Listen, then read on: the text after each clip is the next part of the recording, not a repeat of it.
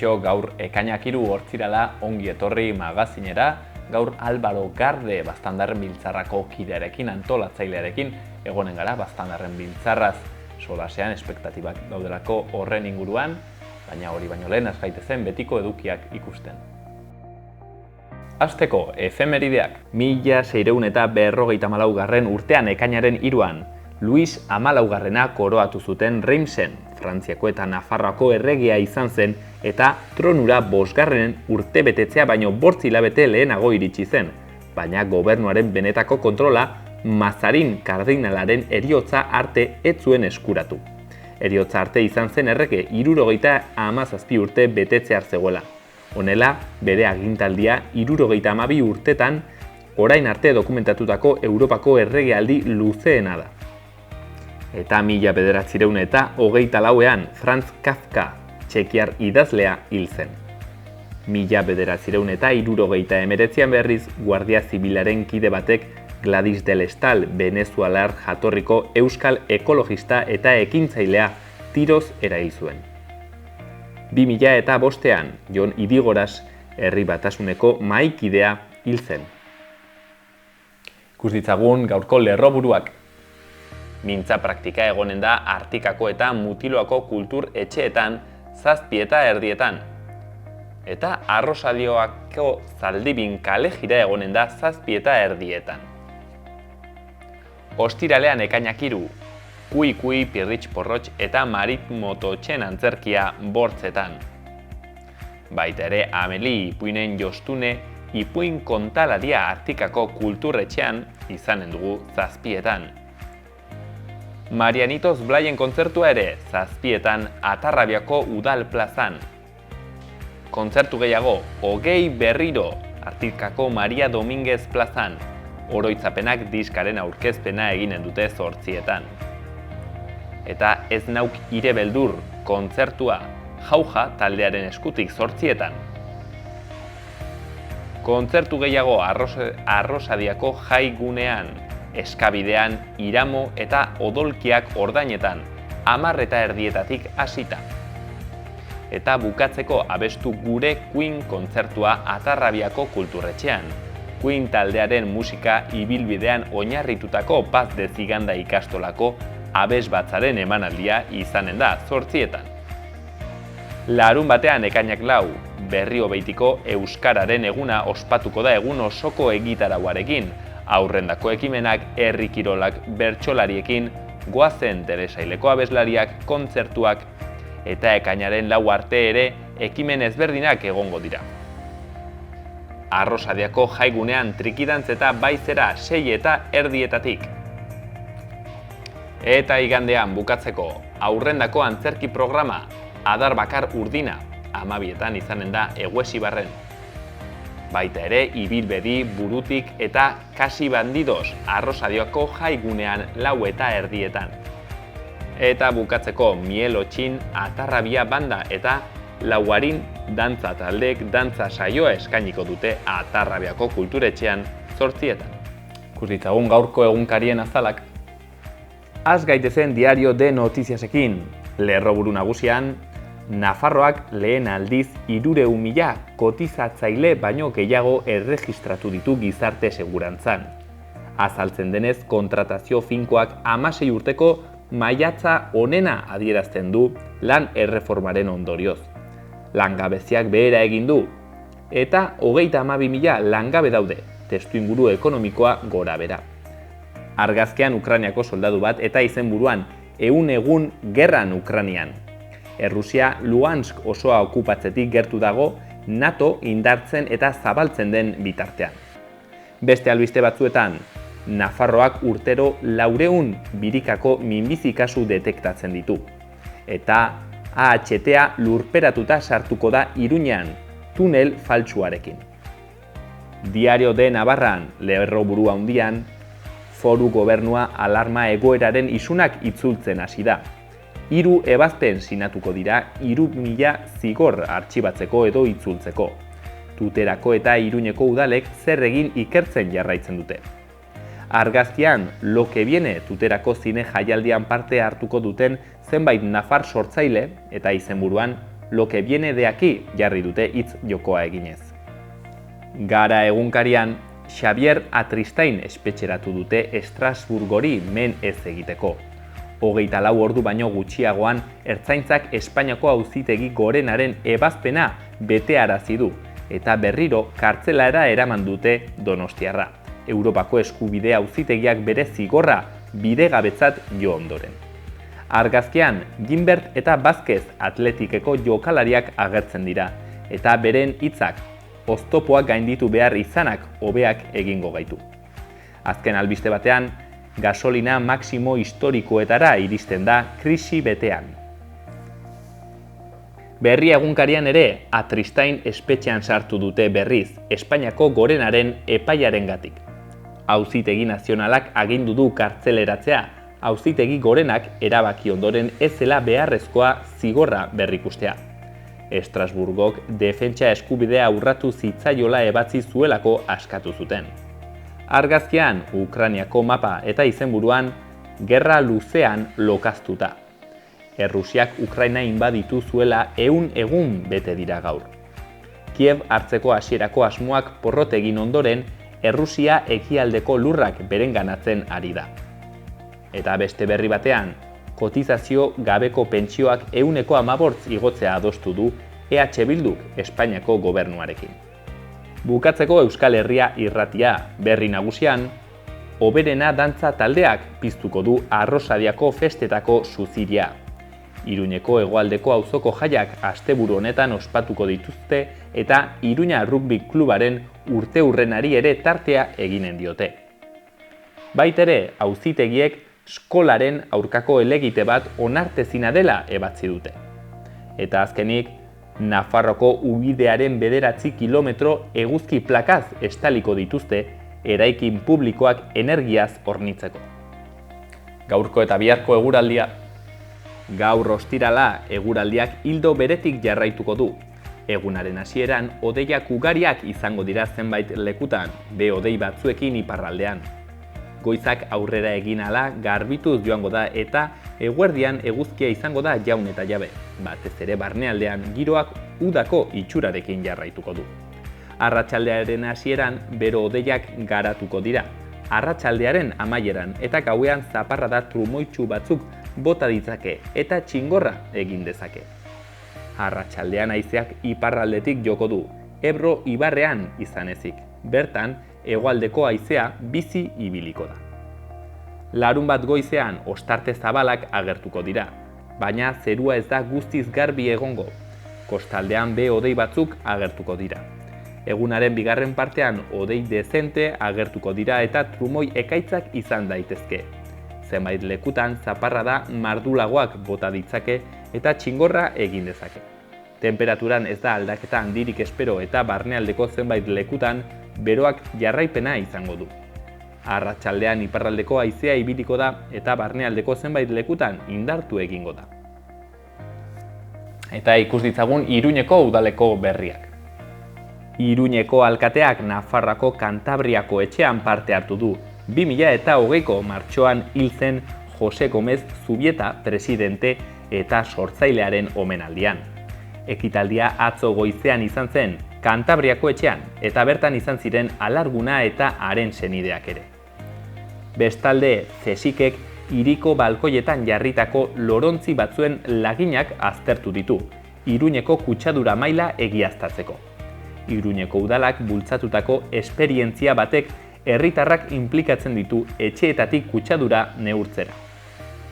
Eta La Pamplonesak San Fermin baino lehen aire librean egingo dituen 3 kontzertuetako lehena eskainiko du gaur, Hortziralean, Txantreako Salesianoen patioan. Udal bandaren emanaldia 8etan izango da, eta sarrera doakoa izango da lekuak bete arte. Baita ere Iruñeko udala eta Zepaen elkarlanean arituko dira, etxeko arreta zerbitzuan eskaintzen diren menuen kalitatea kontrolatzeko. Bi erakundek lankidetza hitzarmena sinatu dute elikagaien freskotasuna, hurbiltasuna, iraunkortasuna eta kalitatea bermatzeko. Horrez gain, NBC programa erabiltzen ez duten udal bizikletak aldi baterako utziko zaizkie irabazi asmorik gabeko eta helburu sozialetarako erakundei, irteerak eta jarduerak egin ditzaten. El Molino hezkuntza bereziko zentroko ikasleek adibidez 15 bizikleta izanen dituzte 2 astez. Eta azkenik Iruñeko udalak udaberri udako parterrak landatzeari ekin dio. Konpostu naturalak izurriten aurka erabiltzeko sisteman burdin fosfatoa erabiltzen ari dira, bare eta barraskiloen aurrean. Eta arratsalde honetako elkarrizketan Álvaro Garderekin gaude, bera Baztandarren Biltzarrako antolatzaileetako bat da, kideetako bat. Arratsaldeon, Álvaro. Arratsaldeon. Mila esker gurean egoteagatik. Ez da deus ere, plazerra da berriz ere zuekin elkartzea, seinale ona den seinale. Álvaro, Baztandarren Biltzarra solasteko elkartu gara gauzurekin, eta nik uste, denek badugula galdera handi bat buruan. Hemen esklusiban, Álvaro. Badago Baztandarren Biltzarra 2022an, bai edo ez? Bai, aurten izanen da, azkeneko 2 urtetan ezin izan dugu gogoa bagintuen, baina egoera dela eta ez. Eta aurten bai, izanen dugu. Nolako izanen den, hoi bertze galdera bada, eta hoi jasotzen dugun laguntzan araberakoa izinde. Badakizuen bezala ekainako 20 arte, badago aukera formulario bat betez jendean laguntza eskaintzeko, eta jasotzen dugun laguntza kopuru horren arabera hartuko dugu erabakie betiko Baztandarren Biltzarra egin, hoi dela gure helburu eta hoi dela gure esperantza, aurten berriz ere ikualizatea, edo moldaketa batzuk inbarri izatea. Baina, pentsatzen dugu ohiko Baztandarren Biltzarra bat izanen dugule. Ados, hortxe lehenengo berri garrantzitsua, aurten badago Baztandarren Biltzarra. 2 urte hauek, Álvaro, nolakoak izan dira? Ez dakit baloratu zenuten egitea edo ez Baztandarren Biltzarra, zagit jendeak eskatu dizuen, galdetu dizuen, ea Baztandarren Biltzarra egingo den, ez? Pandemia intzinetik egieran elkartean nahiko justo zagoen jende aldetik, kide aldetik, eta orduen ere kide ibili ginen, zazkenean bagaude batzu urte desente dugunekor, eta behar dugu gibeletik sartzea jende batez ere pixket martxa hartzen hasteko, guk ere urte batzuk egoteko beraikin, eta gero beraiek gidatzeko pixketaldia. Eta egieran kide berriek sartze hortan pandemiak ez du laguntzen, azkenean Baztandarren Biltzarra taldea bezala bertzeak ere denak nahiko itzeliek egon gara, eta talde bat ez badago bizik jendeak ez du iniziatibaik talde hortan sartzeko. Eta egieran Baztandarren Biltzarrak ez daku aukerik man ere gauza unitziteko. Pandemia horri izan dugu, eta inditugu 2 urte hauetan beste egunean seinale txiki betzuk, baina gure helburua bai dudigabe beste egitea zen, berriz ere beste honten elkartzea, eta aintzinek urtetan ere saiatu gara hasieran iduri zuen egoera hobetzen naizela eta zerbait iten alko ginola, baina beti iristen zitzaigun frenoi, eta urten ez dugu zalantzik izan da, gogoa ginen. Egia da baita ere, kide beharrean gaudela, ze 2 urte hauetan kide batzuk amatxo izan dire, betzo batzui egoera aldatu zaie, eta naiz eta badugun kide horien laguntza urten eta gogotsu gauden denak, hemendik aprobetxatu nahiko gineko ideialdi horien eta jendeare gonbidatzea elkartean sartzeko, azkenean berriz martxartu behar dugu, eta azkenean giro hona izaten dugu gure artean. Hain zuzen ere horretarako abiatu duzu erran bezala, ekainaren 20 arte galdetegi bat eta izen emateko aukera bat, zein zen helburua, informazio bilak eta horrekin, biltze horrekin? Badaude beste egunean, beste egun eta intzinok egunetan lan haunitz kide garenendako igual haundi suposatzen aldakutenak, kide kantitatea dela eta ze gaur egun ez dakit 15 gehi beti izanen gara, ez dakit datu ez ziur. Badaude lan haunitz eta ardura txiki haunitz, nahiz eta txikiek izen inbarrekoak. Ordeen garen kide kopurendako haundi suposatzen daku horrek. Eta baita ere, Baztandarren Biltzarra sortu zen egunean, sortu zen auzolanetik. Eta gure helburu edo gure nahia da bestak filosofia horrekin segitzea gainera baztanen nahi errotu edagoen auzolanakin probestu nahi dugu balea bideoi. Eta gure intentzia da Baztandarren Biltzarra filosofia horrekin segitzea. Ordeen horrekin jendea gonbidatu nahi dugu lanera eta jendei ere erakutsi nahi dugu zelan dauden igual haunitzetan ikusten ez direnak eta igual jendea prest dagonak iteko, baina ez da konturatzen. Horren pixket hoi zabaldu eta jendea ere gonbidatzeko eta zuk errandu zuen bezala badaude formulario hortan laguntze edo lan batzuk eta baita ere azkeneko aukera da kide berri esartzeko. Baten bat animetu da eta hemendik gonbidapena iluzatu nahi dugu zoiniken badaude egun betzuk eta hoi, animetzea jendea. Albara, uste dut merezi duela pixket, bueno, bastandarren biltzarrak izaten alduen arazo horretan sakontzea eta ulertzea zer ari den gertatzen, ez? Adibidez, bueno, azken urteetan nik uste izan dela kezka bat, ez, zuen artean lan indarrarena, ez? Antolakuntzan, zerbitzarien artean, zerbitzarien kontuarekin, ez? Nik entzuna dut, ezagitala den, nik gaztetxoago nintzenean, ez? 16-15 urtekin, horra aise harrapatzen zirela zerbitzariak, ez? Bazkariaren egunean zerbitzatzeko, dena joaten ginen horrat, eta antolatzaileak sukaldera. Zerbitzariak sukaldera, baina orain, igual zailago dela harrapatzea gazteak, ez dakit hala den. Bai, ez dakit, azken urtean bautu uste zerbitzari aldetik nahiko ongi ibili ginela. Gauze da, afera guztietan bezala, adinek aintzinetzen ari direla. Nera bezalo igual entzen 14-16 urtetan, gaur egun 12-13 urtean, gaztetxoak nera bezaroan sartzen ari dire. Eta lehen igual gure garaietan gu zerbitzari ibiltzen ginenetan, eta 15-16-17 urtekin ezkinen pentsatzen nahi bazkaltzera gatean. Baina gaur egun igual ikusten da, bazkaltzera gatearen adin asmenta igual lehenago dela. Edo lehenago ganei dutela bazkaltzera. Eta zerbitzatzeaz, ekidin edo. Azkenean bestain, ordaintzen dugu, baina besta lasa egiten dugu, eta listo. Orden, hoi da pen edo, hoi da guk bilatu nahi dugune, berriz ere jendioi itzultzea zerbitzatzera, 14-15-16 urteetan zerbitzatzen nahitu, azkenean zerbitzatzen ere ongi pasteizu, maikoekin filin bat iteizu, beraien giroan sartzen zara, azkenean mai gehienetakoak ingurukoak izaten diren, naiz eta kanpokoak ere izen, baina beti zerbitzarikiko erakusteute interesa eta bertza bat bezala hartzen datzute. Orduen, ez da giro politi izeten da. Eta egia da bai, azkeneko urtean ikusten nahiko errez bildu gintuela, naiz eta urte batzuk izan ditugun nahiko komplikazioken eta ganbar izan garen niri tokatu izan zait kuadrilla batzutera, favorez animetu zaitezte zerbitzatzera, ez dugu eta zerbitzari gabe 1600 pertsonei bazkaltzera matia ezinezkoa da. Ez dakit horren atzean egoten alden bertze kausetako bat izaten alden, ez dakit nola baiter igual lotura galdu dela bastandarre miltzarrekin, ez dakit lehenago igual gaztetxoek sentitzen zuten gehiago bere besta bezala, orain bizket, bertze giro batzuetan ibiltzen gara, bertze influenzia batzuk ditugu, eta gian, ez dakit hor galdu da zerbait akaso? Ez dakit, nik uste bastandarre miltzara egune edo egune hurbiltzen ari denean denek sentitzen dugule zerbait berexi gure barnean eta denek izaten dugule gogo berexi hoi bastandarren biltzarra eguneko. Nik ez dakiten egune edo lanerako gogoi edo auzolanerako implikazioi. Azkenean ez bastandarren biltzarra elkartea makarrik. Elkartea unitzetan igual pasten da bardurak hartzeko beldurroi dagola edo ez dakit jende ematen diola beldur pixket zure gain ardura bat hartzeak. Eta igual hori izan daiteke kausa, baino egune berez sentitzen, ikuste bastandar gehienek guria sentitzen dugu egun hori, eta ilusioak usten dela egun horien bueltan. Nik pentsatzen nuen, akaso bertze kausetako bat izan zitekeela, ez dakit, lehenago momentu batean, ez dakit ditzaten kontrahegemonikoago zela, erran nahi dut, gobernuan zauden bertze ere alderdi batzuk, duela zenbait urte, eta orduan akaso besta hau ere sentitzen zen bertze bizitasun batekin, Euskararen alde eta bar. Eta igual orain, ez dakit, Euskarak nolabaiteko arrakasta izan du, eta igual egoera hobetu da, eta agian jendek ez du orain sentitzen alako beharra besta honekin.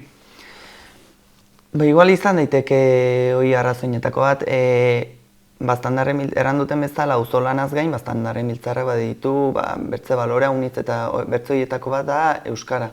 Osea, bastandarren miltzarra Euskaraz iten den besta bada, eta Euskara bultzatzeko iten den besta bat, eta egunean zehar ekitaldi guztiek Euskaraz izeten dire.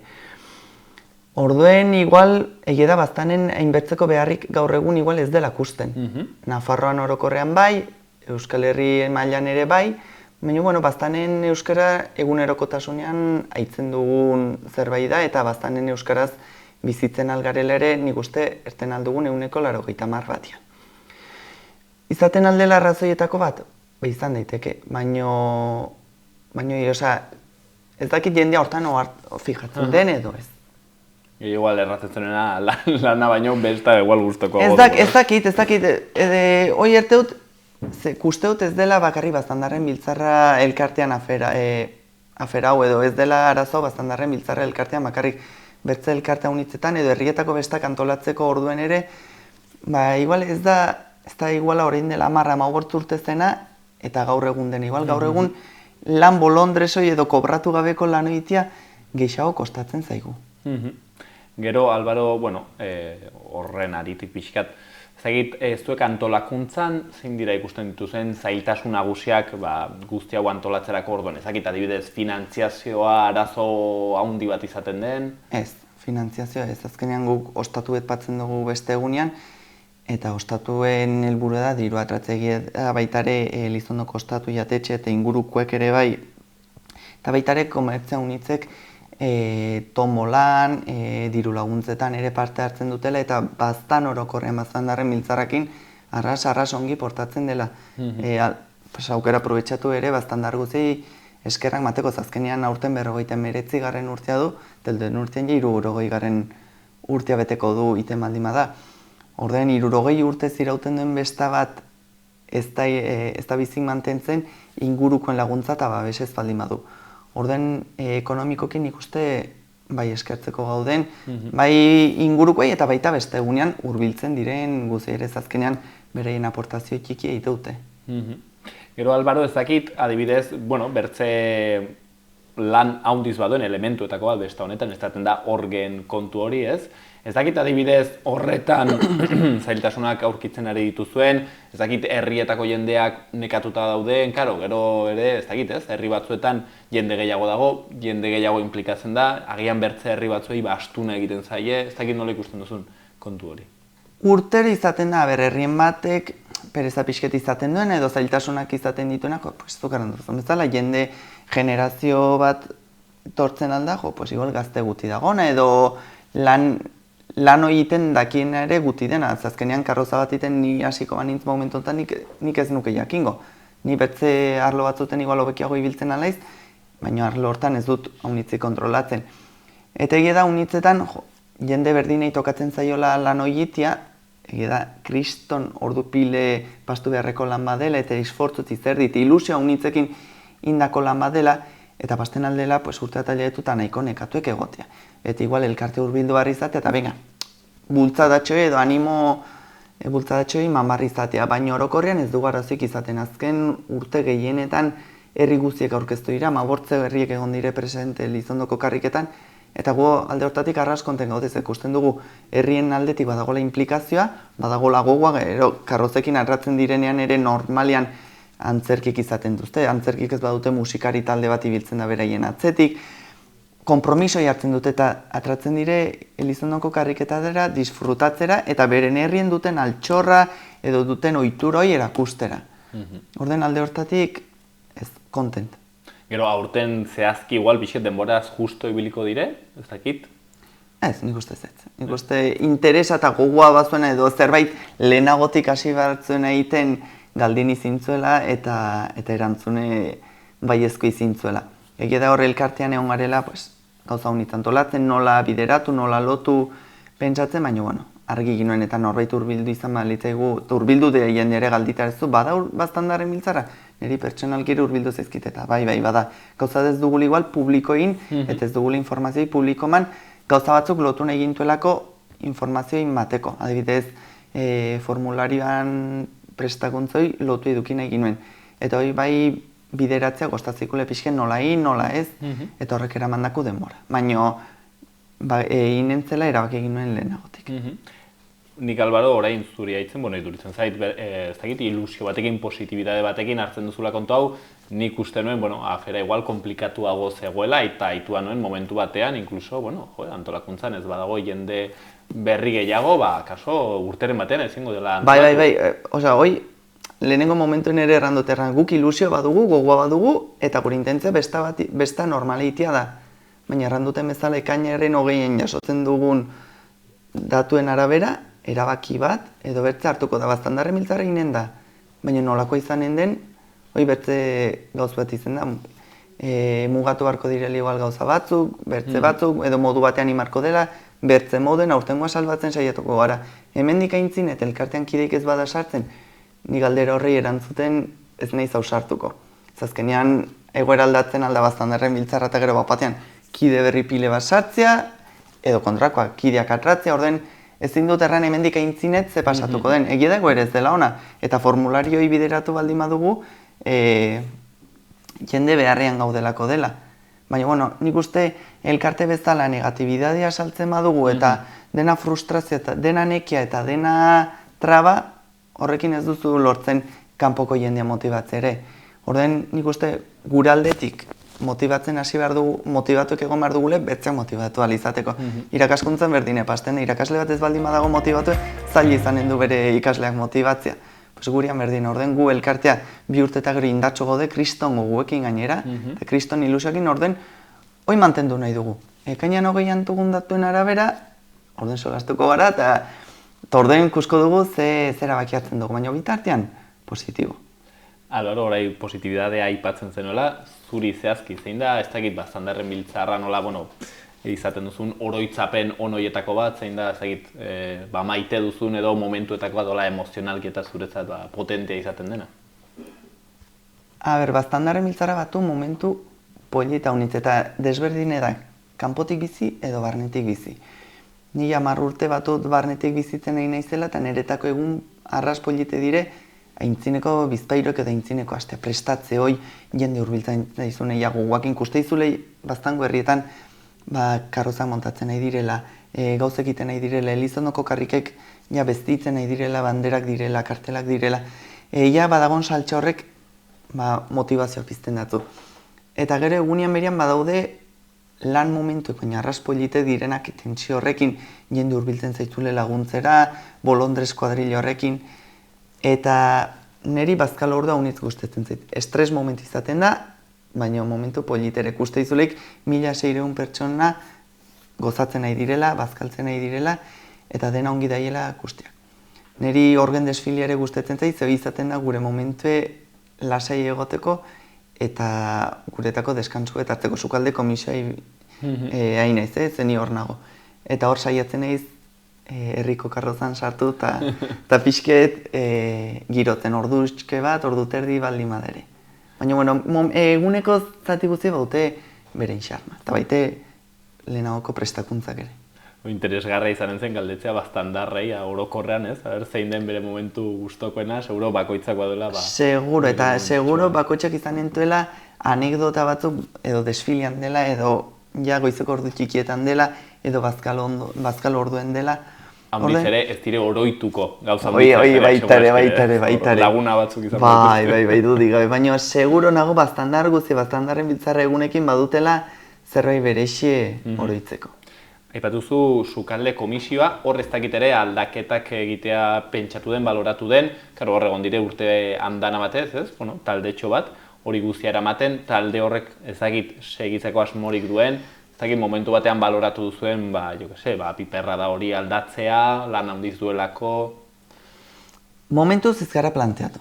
Badugu hor aigara lotzen pertsona batzuk, lehengo lan taldetik ere igual baten batek eskuet botako du, hor justo zure gurasoak ere ibilitzen dire urtea unitzetan lanian, niri tokatu zei beraiekin lanitia.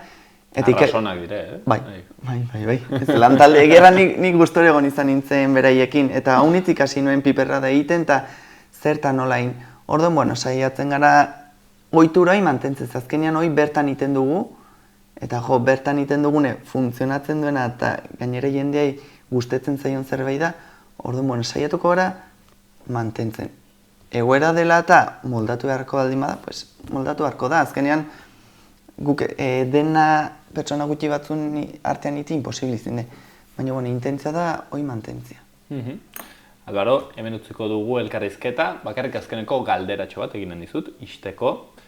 Zein da Baztandarren biltzarraren zentzua, 59 urteren ondotik, 2022 honetan, ez? Zergatik egin behar da Baztandarren biltzarra? Gure besta badelako, Baztandar guziek elkartzeko aukera maten nakuleko, herri guzietakoak hor gaude, nik uste bastanen besta gutxiten izaten dugule aukera hoi, publiko guztiek kontutan hartzen duelako, bai jarretaik hasi eta xarretaraino, denendako badaude gauzek, denek bizitzen dute egun hoi, eta baitere euskaraz eta euskaragatik iten den besta bat delako, eta auzolanare hor duguleko. Azkenean Maztandarren biltzar egunean euskara hutsean aitzeko aukera dugun besta bada, eta nik uste horrek ere baduela bere garrantzi eta baita ere besta hau sortu zuten pertsona horiei omenez ere bai. Azkenean bizi ziren garaietan olako zerbait antolatzen hastia, urte batzutan izan zuzten zailtasunek izentare aintzinetin zutela lortzeak, nik uste omenaldi betere merezi duela. Eta 60. urte horrenei ospatu nahi duguleko. Eta igual aukera bat baldin dut, aipatu nahiko nuke aurten berrikuntza bezala tombolan indugule aldaketa txiki bet, orai arte izaten ziren boletoak salgai eta sari zuzen batzu tokatzen ziren, aurten pixke sistema aldatu dugu, baita ere kide gutxi garelako, baina tombola mantendu nahi nuelako, diru iturri delako, eta aurten inen dena da, 15 saski zozketatuko dire herri bakoitzaren omenaldi bezala, eta Baztandarren biltzar egunean baztan saskie zozketatuko da. Zozketa hasiko da ekainaren 27, aste hortan 5 saski, hurrengo astean bertze 5 saski, egun bakoitzan bat lan egunetan, eta azkenekoan bertze 5 saski. Eta boletoak egonen dire salgai puntu batzuten, oiniken ez dira atra, ez ditugu jarri. Eta izanen dute zenbaki bet, raska batekin. Orduen, boletoak erosi, moneda edo txampon batekin raskain, eta erratzen zaitu zenbaki bet. Orduen gu ganen gara egunez egun zozketa iten. Eta zenbaki hori tokatzen baldin da, eskuratuko da sari. Egia da, ez direla boletoak bota bar, Baztandarren biltzarra egun arte. Ze gertatu daiteke, boletoen lehenago saldu, eta gero izatia zenbaki hori saritu. Hau da, lehenbiziko saskie zozketatu eta ikusten bod, nire boletoa ez zaitatara jaia, baino ondoko bertza amabort zozketetan arratzen altzaizu. Orden hoxe, jendia irran mantentzeko boletoiek Baztandarren biltzarra egun arte, eta aldaketa hori izanen dela tombola. Hortzen berrikuntzak ere bai, Baztandarren biltzarraren espiritu hori mantentzen, erramezala euskaraz egiten den besta bat, Baztandar guziak biltzeko, eta toki guzietako jendea ere etortzen da. Erramezala Álvaro Garde, Baztandarren biltzarrako kidea antolatzailetako bat, eta hortzen bere gonbitea besta honetan parte hartzeko, besta egiteko lana ere egin behar delako. Beraz, mila esker honitz, Álvaro gurean egotegatik. Esker mile. Ez da ospatzekoa. Eman dira aurrera pausoak arlo batzutan, baina ospatzeko horik ez. Adibidez emotako aurrera pausoak, adibidez, autonomietako telebisten gobernantzan ezartzea, hasiera batean lege horren halako asmora jasen zelako. Edo beste aurrera pauso, hemendik aurrera plataforma hondiek, kanpotik etortzen diren plataforma hondiek estatuan lortuko dituzten etekinen 5% ekoizle independentei eman behar diete. Beraz, gutxienez bi aurrera pauso horiek aipa ditzakegu. Baina beste aldetik ere, gelditu dira aurreratu gabe gauza asko, eta horien artean adibidez, finkatu egiten da esparru horretan, arlo horretan, gaztelania duen nagusitasuna. Zoritxarrez, hizkuntza gutxietako inbertituko dena izango da kopuru oso txikia. Plataforma handi horiek hemen estatuan sartuko duten besterik ez 0,5% izango da. Beraz, gure kasuan euskararen ekoizpena iaia utxala izango da, ezta? Esaten dudan bezala, gaztelanearen nagusitasuna. Beste aldetik ere, aipatu dut, etekinak joango direla egin batean ekoizle independenteentzat, baina ekoizle independentearen definizioa azken unean aldatu zen, eta multzo horretan sartzen dira ere telebistetako kate handienekin lotura dituzten ekoizle batzuk. Adibide bat, Mediasetentzat lan egiten duen La Fábrica de la Tele. Gero beste aldetik ez dira handitzen ehunekoak ez bikoizketetan, ez azpitituluetan eta ez ekoizpenetan gaztelania ez den beste hizkuntzetan. Beraz, arlo horietan aurrera pausorik ez eta horrexegatik kritika gogorrak egin behar ditugu lege honi. Bueno, oraindik gure aldetik badugu esperantza, txikia bada ere, baina badugu esperantza, senatutik ez da pasa, hor dugu gure senataria, Koldo Martínez, eta badakigu berak hitz egin du eta hitz egiten ari da enpresa independente horietako arduradun batzuekin, adibidez Eldeseo enpresako arduradunekin, beraien proposamena jasotzeko eta hainbatean aurkezteko. Gero lortuko den edo ez dena ikusiko dugu, baina gutxienez pauso horiek ematen ari da Koldo Martínez zerbait lortzeko senatuan. Bueno, nik uste dut azkenean oso garrantzitsua dela ikusentzunezko lege bat izatea, zuzen ere agerikoa da gure bizitzaren momentu guztietan imaginak ditugula ikusentzuneko materialak, bai mobiliarekin, bai plataformetan, baita ere ordenagailutan, interneten bitartez, hau da guk ikusentzunezko informazioa eta estimuluez osatuta dugu gure bizitza hortaz, hori arautu egin behar da, hain zuzen ere, bermatzeko aniztasuna hor egonen dela, bermatzeko hizkuntza guztiak bere papera izango dituztela eta ikusentzunezko ekoizle propioak baita ere hor nonbait defendatu eta sostengua emateko. Guri beste mototako eta gauza asko aldatuko genituzke, gehituko genituzke, baina pausotxoak egonen direla agerikoa da.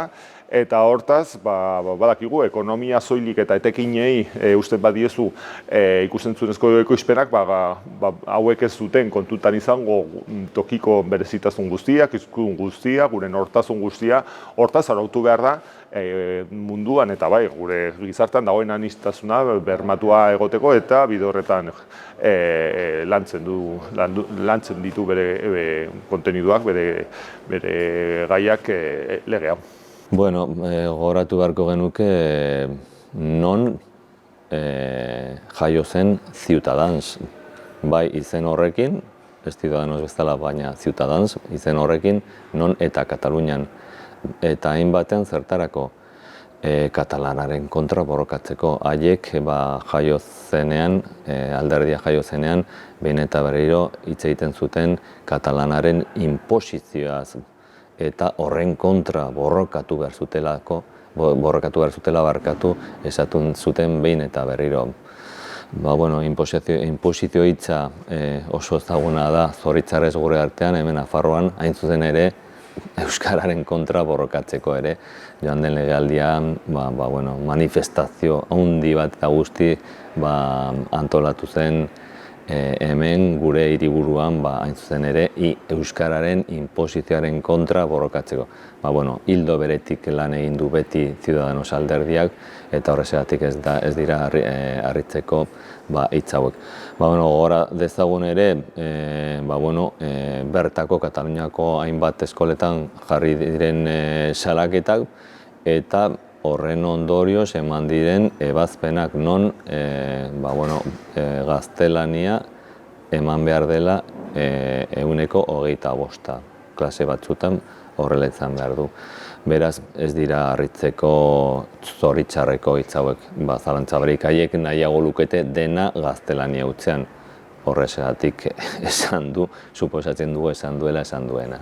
Bueno, azkenean, Ciudadanosekoek berez nazionalista espainol agerikoak dira, beraiek eskatutak egongo lirateke dena ingelerez soilik egongo baliz, baina nola hemen beraiek badaukate oso egoera eroso bat, nun arazoak ditugunok eta gure hizkun propioa aurrera egitea nahi dugulakoz eta beraiei berdin zaie euskera eta beste hizkuntz guztiek galtzea, hor kokatzen dituzte bere adierazpenak, eta gainera erabiltzen dute askatasuna den argudioa eta ez da askatasunezko argudioa baliogarria, ez zuzen ere euskaldunok eta naparrok gure osotasunean badaukagulako eskubidea baita ere askatasun osoz euskeraz hautatzeko ikusentzunezko ekoizpenak, eta horregatik hori bermatzeko horrelako lege bat behar da, eta baita ere diskriminazio positibo bat egon behar da, zeren bestela ez zen askatasunik egongo. Ez da bakarrik askatasun horrengakoa ekoizpen duten enpresen mesedetara jarri behar, baizik eta ikusentzunezko produktua jasotzen dugunontzat. Eta hortak askatasunez hautatzeko eta erabakitzeko aniztasuna bermatu behar da, eta baita ere hizkuntz propioen ekoizpenak.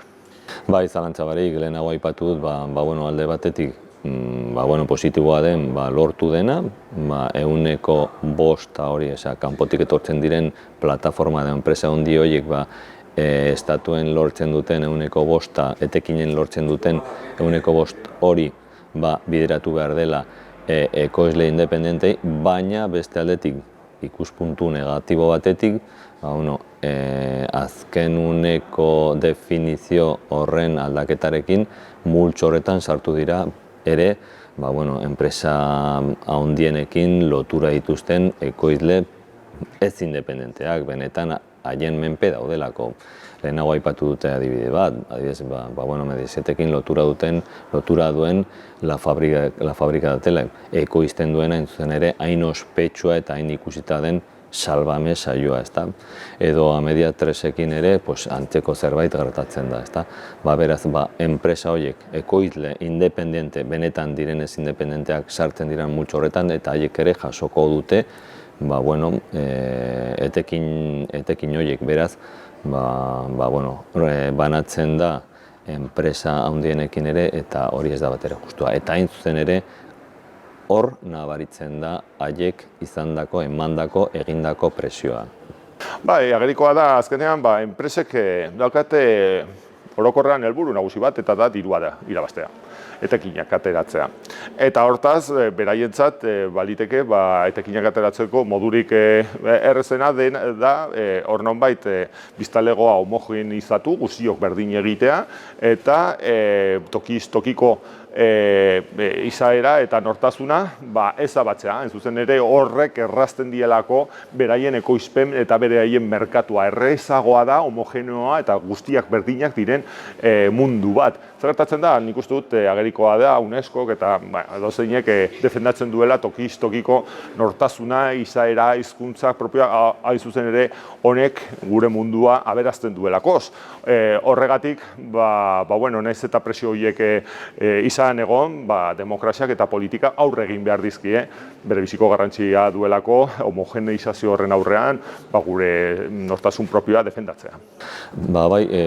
Datorren osteguneko osoko bilkuran, hemen parlamentuan ekonomiak eta ogasuneko konseilariei galdetuko diogu ea ze motako eragina eta kostua izaten ari den Madrilen hartu diren hainbat neurri.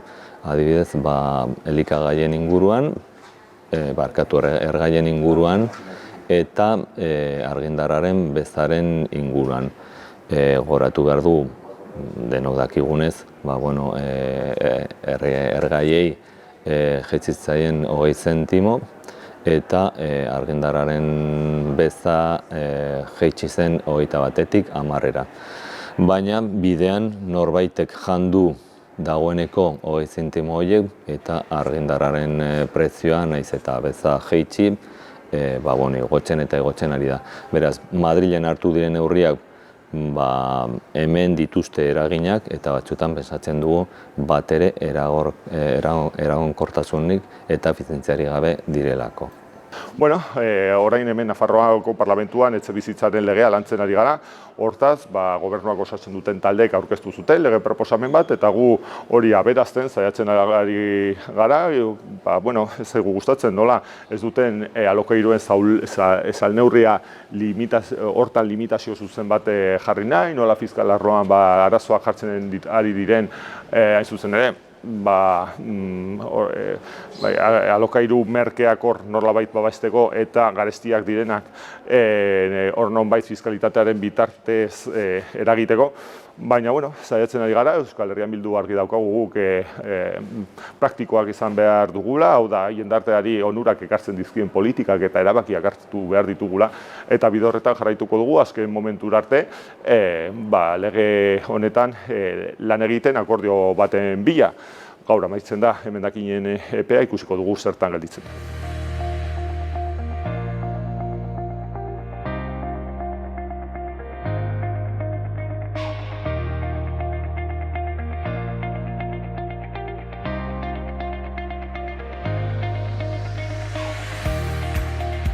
Eta hausen dena gaurko Zortziral honetan magazinean, asteburu ona pasa eta astelenan berriro ere hemen egon.